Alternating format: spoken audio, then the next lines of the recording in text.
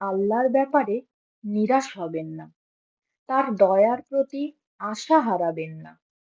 যখন কোনো বান্দার জন্য দুনিয়া সংকীর্ণ হয়ে আসে, বিশেষ করে যখন আপনাকে মানুষ পরিত্যাগ করে এবং বিশেষ করে এমন কেউ যার উপর আপনি আস্থা রাখতেন, কিন্তু সে আপনাকে নিরাশ করেছে।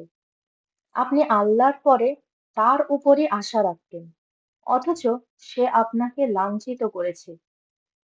সেই জেনে রাখবেন যে আল্লাহ চাচ্ছেন আপনি আল্লাহর শরণাপন্ন হন। এই পৃথিবীর সুখী মানুষ হচ্ছে সে যে আল্লাহর দিকে তার মুখ ফেরায়। এই পৃথিবীর সুখী মানুষ হচ্ছে সে যে আল্লাহর কাছে তার হৃদয় সমর্পণ করে। মনে রাখবেন যে আপনার একজন মালিক রয়েছেন, যিনি আপনার প্রতি আপনার নিজের নফসের থেকেও দয়াবান, যিনি আপনাকে অনেক ভালোবাসেন